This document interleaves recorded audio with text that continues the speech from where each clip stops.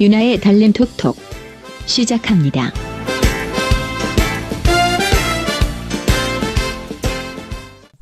오늘의 달림 톡톡은 여성 인권과 여성 대통령론에 대한 트윗 소식 모아보았습니다. 송현수 차이국뽕연구소님은 지난 12일 1366 여성 긴급전화센터에 전화를 했습니다. 지금 서초동 한 오피스텔에서 민주당 당원들에게 복도를 폐쇄당하고 심각한 인격을 훼손당하고 있는 한 여성의 안타까움을 방치하지 말아야 한다고, 여러분 여성 인권 유린을 해결하여 주십시오라는 트윗을 남겼고, 몇몇 분들이 리트윗하며 전화 릴레이를 호소하고 있는데요. 여성 긴급전화 1366 홈페이지에는 기관을 여성 인권 향상을 위해 연중 24시간 운영되는 여성 긴급전화로 가정폭력, 성폭력, 성매매 등 위기사항에 처한 여성 및 피해자 가족, 이웃에게 상담 및 긴급보호를 실시하는 곳이라고 소개하고 있는데요. 국정원 요원의 경우는 이 중 어디에 해당하는 걸까요? 정말 여성 인권을 생각하신다면 다른 분들에게 전화 연결 기회를 양보해 주시는 게 좋지 않을까요? 미서깡님, 세계 최고 수준의 역량이라는 대한민국 국정원 요원을 연약하고 인권을 유린당한 여성으로 둔갑시키는 기술과 언론몰이, 또 그걸 보고 들으며 바로 그대로 믿고 생각해버리는 국민들, 나는 어느 쪽인가? 다음은 여성 대통령론에 대한 트윗입니다.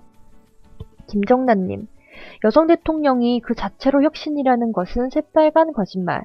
그녀가 어떤 여성인가 물어야 한다.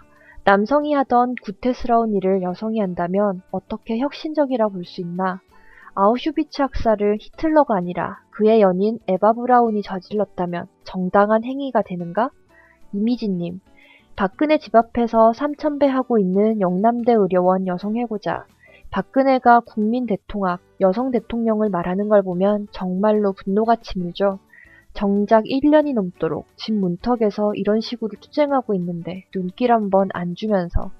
게으른 산책가님, 정몽준, 사실상 아시아 최초의 여성 대통령을 낸다면 세계가 우리를 다시 볼 것이라.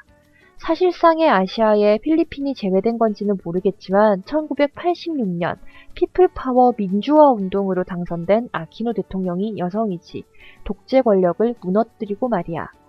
정몽준 선대위원장이 지난 13일 박근혜 후보 TV방송 연설에서 한 말인데요.